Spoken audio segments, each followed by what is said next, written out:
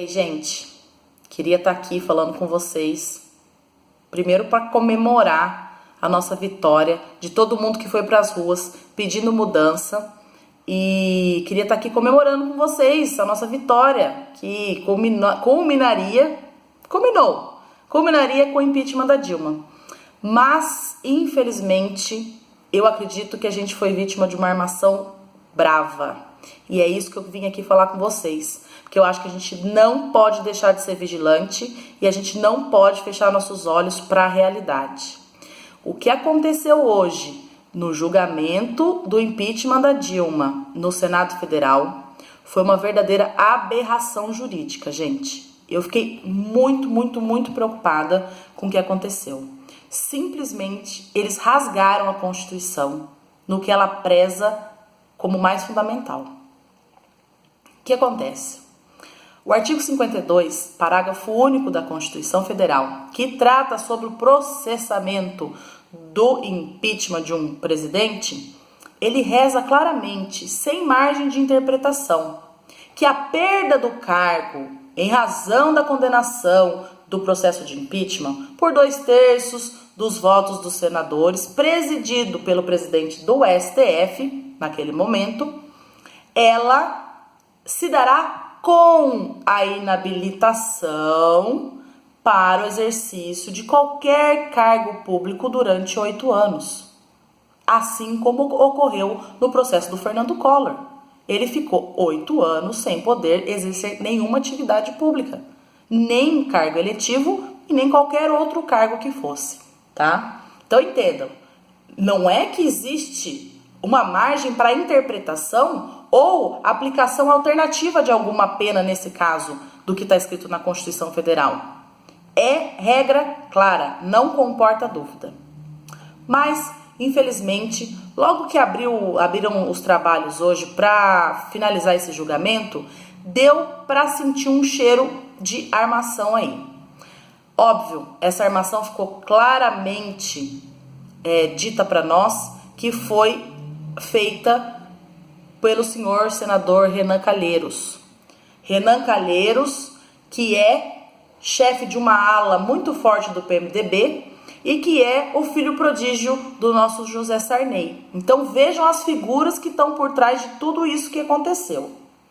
Isso foi feito com certeza de forma ardilosa, foi feito ontem para que as coisas começassem a ter forma hoje e não restasse dúvida a respeito do que foi feito. Então, na verdade, o que aconteceu? Eles se compuseram inclusive com o presidente do STF, que agora é o Ricardo Lewandowski, e por isso ele estava naquele cargo hoje, de julgador no impeachment, que cabe ao presidente do STF ao momento, para o nosso infortúnio, porque ele é um dos ministros mais vendidos daquele Supremo Tribunal Federal, que tanto nos dá vergonha, principalmente a nós, da classe jurídica. Mas ele também foi feito de manobra. Ele estava ali como ministro do STF, acima de tudo como presidente do STF.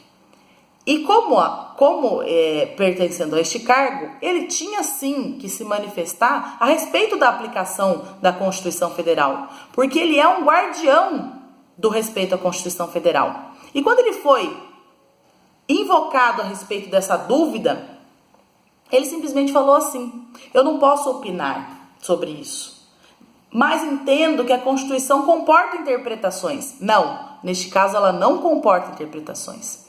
Sendo assim, como eu não estou num cargo de julgador aqui, eu deixo para vocês decidirem. Por que vocês não votam a esse respeito? Isso nunca poderia ter acontecido. Mas essa foi a deixa de que já tinha sido combinada antes. Essa foi a deixa para o Renan poder falar: vou exercer minha função democrática aqui, vou pôr em votação. Não existe duas votações no impeachment. A votação é cassação ou não cassação. Decorrente da cassação, existe a penalização, que é, além das sanções judiciais que ainda podem vir, a perda da perda dos direitos políticos e a inabilitação para o exercício de cargo público durante 8 anos. Então, ele, junto com aquela corja que fez a armação, permitiu que isso acontecesse. E aconteceu. E como provavelmente já estava combinado, foi feito da forma que foi. Então eles fizeram 2 votações.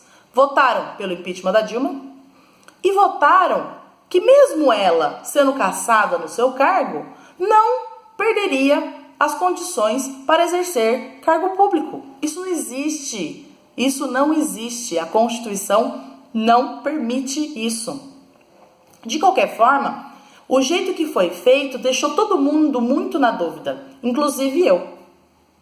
Fiquei com bastante dúvida a respeito do que eles estavam falando. Então, isso tudo fez com que combinasse com o que aconteceu. Que, infelizmente, nos coloca numa situação muito difícil. Porque a verdade é o seguinte, as intenções de como isso foi feito é que a gente tem que prestar atenção. Primeira coisa, o que pode ter acontecido? Como essa decisão, essa votação foi extremamente inconstitucional, talvez o PT e seus aliados já estavam contando de que isso seria impugnado no STF, não sei se será. Eu acho que agora todo mundo tem que partir para uma estratégia para ver se vale a pena ou não. Porque uma vez isso discutido no STF e constatado que foi uma inconstitucionalidade, pode-se abrir um precedente para que todo o processo seja declarado inconstitucional, para tirar a legitimidade do julgamento do Senado. Porque se foi cometido um ato inconstitucional, talvez todo o processo poderia estar eivado de inconstitucionalidades. Então abriu-se uma brecha para se discutir um processo que estava legitimamente e constitucionalmente formado. Isso pode ser uma das intenções dos nossos queridinhos. E pode ter uma segunda, que também se desenhou durante esse processo de impeachment, que é justamente o PMDB da ala do Renan Calheiros, apoiado no PT, que agora não pode aparecer muito porque ficou muito fragilizado com tudo o que aconteceu, de mostrar que quem mandam são eles. Que o poder legislativo, desde que tenha uma coalizão política muito forte, ele consegue colocar presidentes, derrubar presidentes, fazer tudo com o nosso país, que é o que vem acontecendo. E o Renan Calheiros já tinha dado esse recado há uns dias atrás, quando ele mesmo disse que ele próprio manda no STF, ao tentar calar a boca da Gleisi Hoffmann. Ele disse claramente que o presidente do Senado Federal tinha intercedido junto ao STF para livrar a barra da Gleisi e do seu marido, Paulo Bernardo. Então, eles estão dando para nós vários tapas na cara.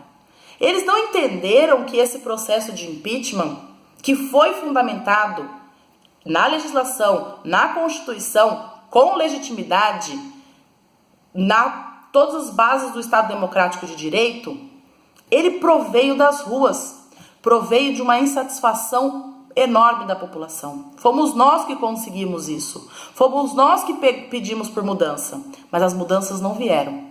Pelo contrário, por isso que eu estou aqui pedindo para vocês que a gente não feche os olhos para o que está acontecendo, que a gente enxergue que, além de não ter mudado nada, porque lá naquele congresso, na nossa política nacional, as coisas não mudam de dentro para fora. É só uma mudança externa que pode atingir eles, que somos nós nas ruas, cobrando mudanças, não votando mais nesses indivíduos. Não sei se a gente tem opção, na minha opinião, a gente está completamente sem opção. Mas a gente tem que tomar posse do Brasil. A gente não pode deixar que um bando de mafiosos, ou um bando de canalhas, como eles mesmos disseram hoje, fiquem manobrando com as nossas vidas, as vidas dos nossos filhos. A nossa economia está péssima. Hoje saiu o resultado do PIB, muito pior do que a gente imaginava. A Bolsa de Valores, eu acompanho, quando saiu esse resultado dessa segunda votação, ela começou uma queda muito forte, fechou em queda, e eu acredito que isso será uma tendência. Porque ninguém quer investir no país que isso não tem segurança jurídica. Olha o que aconteceu hoje. Isso foi um absurdo, mas foi um absurdo muito bem arquitetado por aqueles que a gente queria tirar do poder porque estavam roubando a gente, mas eles não saíram do poder. E hoje eles deram um recado bem grande. Então a gente precisa dar um recado grande para eles. Vamos voltar às ruas, vamos mudar tudo isso de uma vez por todas. Nós não podemos ficar calados quanto a isso. O que aconteceu hoje foi um desrespeito contra nós. O que aconteceu hoje foi um desrespeito contra o Brasil. Foi um verdadeiro golpe que nos aplicaram hoje. Então, eu peço que todo mundo, vamos junto, vamos se organizar novamente, da mesma forma que a gente fez das outras vezes, e vamos para as ruas de uma forma contundente, porque a gente não pode deixar isso acontecer. Nós estamos com um presidente agora que até então era interino e agora se efetivou, que pelo jeito não tem força nenhuma, e foi um dos recados que o Renan quis dar, que na verdade quem está mandando são eles. O presidente, a equipe do presidente, pelo jeito não manda nada. Então provavelmente nada vai mudar. Então vamos junto, entra no meu site lá, www.robertadeangelis.com.br, deixe seus comentários, e-mails, vamos se organizar novamente, por favor, porque já começou a baderna em São Paulo, estão quebrando tudo, e daqui pra frente vai ser muito pior, nós perdemos o controle, mas a gente pode conseguir reverter isso. Vamos todo mundo junto.